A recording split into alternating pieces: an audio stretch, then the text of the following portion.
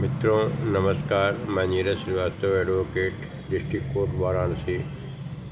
मैं आपके बीच BNSS 2023 का चैप्टर 6 के कुछ इम्पोर्टेंट टॉपिक पर अध्ययन करने के मकसद से उपस्थित हुआ।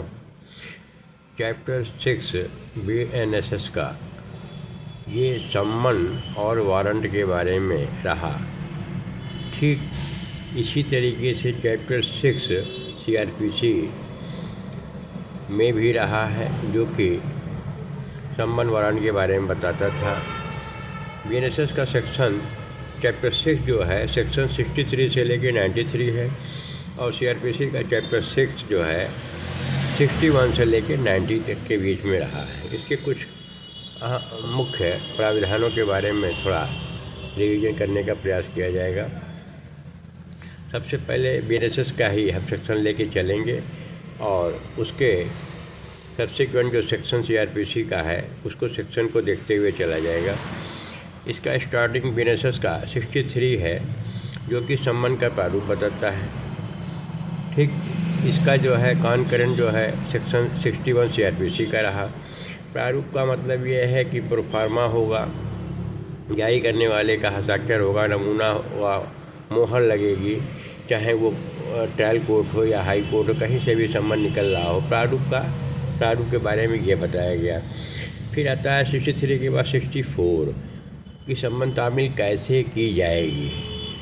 जिसको निर्दिष्ट होगा सम्मन पुलिस अधिकारी जो है अमुक स्थान पर ले जाएगा। अब नई BNSS में ईमेल, जीमेल, फ़ोन के माध्यम से करने का एक नया क्लाज ऐड कर दिया गया है, यानी सूचना जो है व्हाट्सएप, मोबाइल से भी भेजने की व्यवस्था कर दी गई है, जिस पर कि सुप्रीम कोर्ट वगैरह का अभी करंट आया व्यू कि केवल जो है इलेक्ट्रॉनिक माध्यम से भेज देना पर्याप्त नहीं होगा, जब तक कि यह सुनिश्चित न हो कि भेजना जिसको भेजा गया है उसको मिला कि नहीं मिला।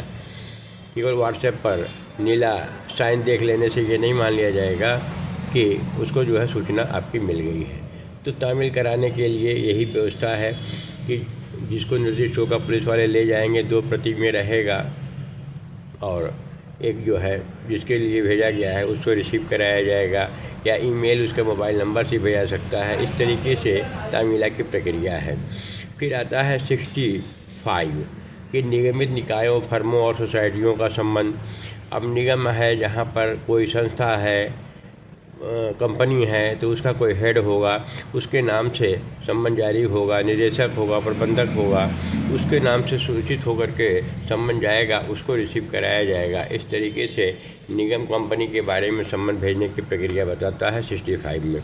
66 आता है कि जब सम्मन किए गए व्यक्ति न मिले, तब जहाँ पर जिसको सम्मन भेजा गया है यदि वह आदमी घर पर नहीं मिलता है तो उसमें ये व्यवस्था दी गई है कि उसके कुटुंब वाले हैं, परिवार के कोई भी हों जो कि वयस्क हों, नाबालिग को छोड़ करके उनको जो है तामीला कराने का प्रयास किया जाएगा। इस तरीके से 66 है। ठीक कॉन्करेंट इसके चल रहा है सेक्शन CRPC में 66 का 64 है। फिर आता है जब पूर्व उपबंधित प्रकार से तामीला न की जा सके, मतलब कि जिसको भेजा गया वो भी न मिल रहा हो। फिर जब ये बात आई कुटुंब वाले, घर के परिवार के सदस्य न मिल रहे हों, ये 67 के बारे में बताता है कि वहाँ पर जो है चस्पा किया जाएगा दरवाजे पे, जहाँ पर कोई भी सम्मन को पढ़ सके एक कापी जो है चस्पा कर दी जाएगी, ताकि कभी वो आवे तो उसको पढ़ सके, उसको सूचना मिल सके। 67 इसके बारे में कहता है। फिर 68 आता है सरकारी सेवक पर तामीला। जिसे कोई गवर्नमेंट एम्प्लॉई है, सरकारी सेवक है, तो उसके हेड को जो है के माध्यम से सूचना भेजी जाएगी, तामीला कराया जाएगा। केवल इतना ही वह है इसमें। अब आता है 69 आता है स्थानीय सीमाओं के बाहर। जैसे जिस मजिस्ट्रेट को पावर दिया गया है उससे लोकल जुरिडिक्शन से बाहर हट करके सम्मन भेजना है, तो उसमें जो है मजिस्ट्रेट जो है जिस बाहर वाले क्षेत्र में भेजना होगा तो उस मजिस्ट्रेट के माध्यम से तामीला कराने का प्रयास किया जाएगा। 69 यही कहता है 2 प्रति में सम्मन भेज दिया जाएगा। माना कि फला जिस अमुक डिस्ट्रिक्ट से भेजना है दूसरे डिस्ट्रिक्ट को, तो उस दूसरे डिस्ट्रिक्ट वाले मजिस्ट्रेट के नाम से वो सम्मन 2 प्रति में भेजा जाएगा, वो सर्व कराएगा वहाँ का मजिस्ट्रेट। इस तरीके से 69 की बात आती है।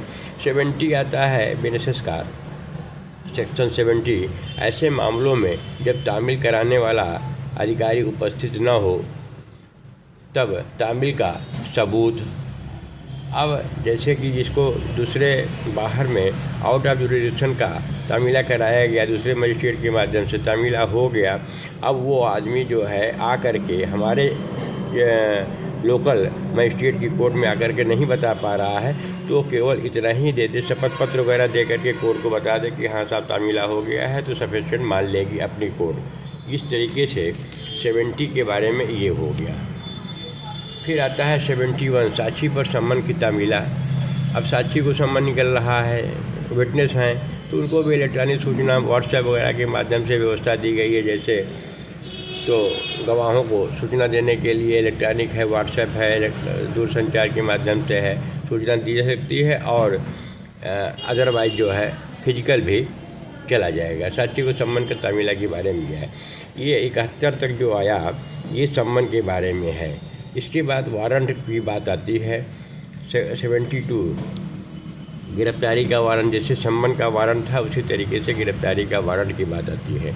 वारंट जारी होगा, फिर पीठासीन अधिकारी का हस्ताक्षर होगा, मोहर लगेगी, प्रारूप बनेगा, प्रारूप होगा, उसके नाम से जिसको भेजना है उसको भेजा जाएगा। इसके बाद आता है 73, प्रतिभूति लिए जाने पर निर्देश देने का।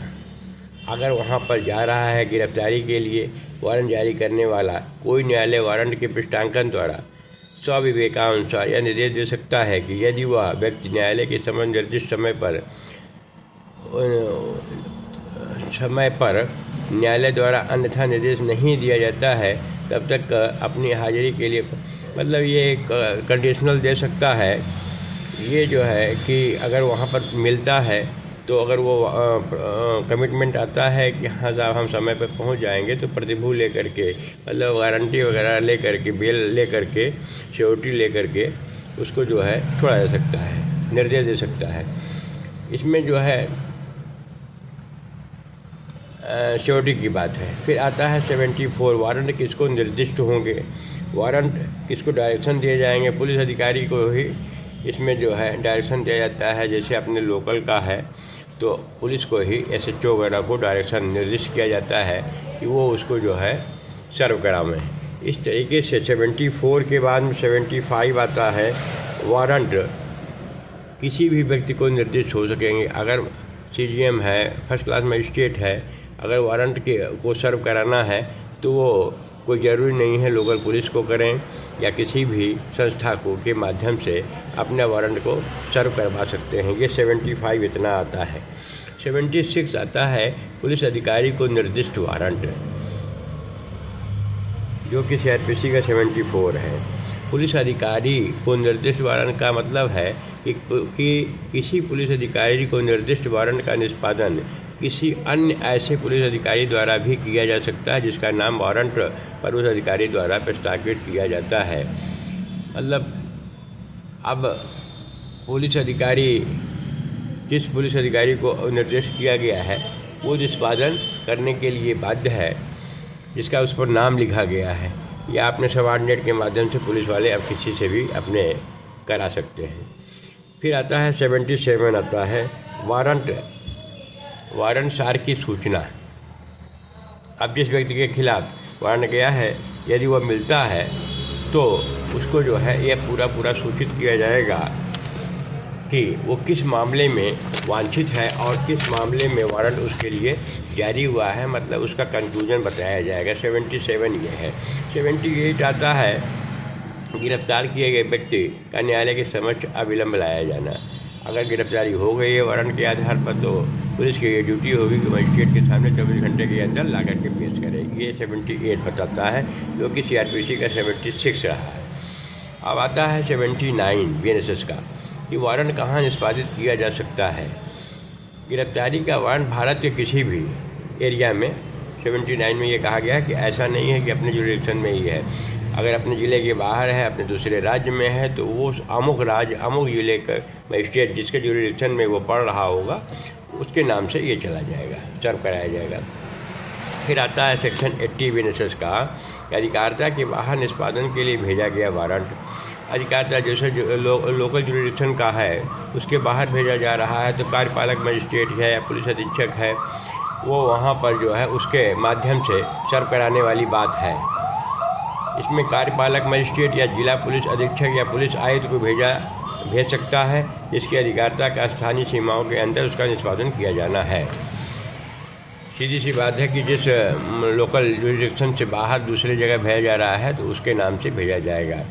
फिर इसका सब क्लास 2 भी बताता है कि एक के अधीन जो सब क्लास 1 में कहा गया है कि वारंट जारी करने वाला न्यायालय गिरफ्तार किए जाने वाले व्यक्ति के विरुद्ध ऐसी जानकारी के आसार ऐसे दस्तावेजों सहित यदि कोई हो तो न्यायालय को निश्चित करने के लिए उस व्यक्ति को जमानत मंजूर की जाए या नहीं समर्थ बनाने के लिए पर्याप्त है वारंट के साथ भेजा। मतलब वारंट के साथ ही जो बेलेबल वारंट वाली बात आती थी कि इसमें जो है ये कहा जा सकता है कि वो जमानत पर छोड़ा जा सकता है। जमानत पर छोड़ने का मतलब बेलेबल वारंट की बात है, इससे संबंधित ये है कि अगर मजिस्ट्रेट को ये लगता है कि वो उसमें कंडीशन लगा सकता है कि अगर वो पकड़ा जाता है तो उसको जमानत पर छोड़ा जा सकता है, वही बेलेबल वारंट की बात। 78 है हमारा CRPC का और 80 है BNSS का। 81 आता है कि अधिकारिता के बाहर निष्पादन के लिए पुलिस अधिकारी को निर्दिष्ट वारंट जहाँ पर जुरिडिक्शन के बाहर दूसरे राज्य में दूसरे ज़िले में जाना है वहाँ के बारे में फिर कहा गया है कि कार्यपालक मजिस्ट्रेट होंगे या भार साधक अधिकारी जो होगा वो पुलिस का अधिकारी होगा, उसका निष्पादन वारंट करेगा। 81 की बात है। फिर आता है 82, जिस व्यक्ति के विरुद्ध वारंट जारी किया गया है उसके गिरफ्तार होने की प्रक्रिया। अब यहाँ पर बात आई है कि जो अगर 82 में जो कि CRPC का 80 रहा है, गिरफ्तार किए गया आदमी जो है अगर मजिस्ट्रेट के क्षेत्राधिकार से 30 किलोमीटर के अंदर है तो कार्यपालक मजिस्ट्रेट या जिला पुलिस अधीक्षक या पुलिस आयुक्त से उसके अधिकारिता की स्थानीय सीमाओं के अंदर गिरफ्तारी की गई है, अधिक निकट है मतलब 30 किलोमीटर के अंदर में है तो गिरफ्तारी की गई है, तो धारा 73 के अधीन प्रतिभू ले ली जाएगी। मतलब 30 किलोमीटर के अंदर में है तो श्योरिटी वगैरह ले करके उसको जो है डायरेक्शन दे दिया जाएगा कि अपने मजिस्ट्रेट के सामने वो पेश हो, जैसे ऊपर अभी पढ़ा गया है बेलेबल वारंट के जैसे ये कंडीशन बता दी गई है। फिर आगे आता है 83 है, उस मजिस्ट्रेट द्वारा प्रक्रिया जिसके समक्ष ऐसे गिरफ्तार किया गया व्यक्ति लाया जाता है। 83 है, अगर लाया गया है तो वारंट जारी करने वाले न्यायालय द्वारा आशयित है तो ऐसा कार्यपालक मजिस्ट्रेट या जिला पुलिस अधीक्षक या पुलिस आयुक्त उस न्यायालय के पास कक्षा में भेजने का निर्देश। मतलब अगर लाया गया है अरेस्ट करके, अगर वो बेल दे रहा है तो जमानत पर है तो जमानत दे सकता है, अगर असंज्ञेय की बात आती है, और नहीं तो जुडिशल कस्टडी में जाएगा। इसके बारे में इतना ही है, श्योरिटी ले लेगा छोड़ देगा। इसके बाद 83 के बाद 84 आता है कि प्रोक्लेमेशन एंड अटैचमेंट वाला पोर्शन आता है। कुर्की की बात आती है, फरार व्यक्ति की घोषणा।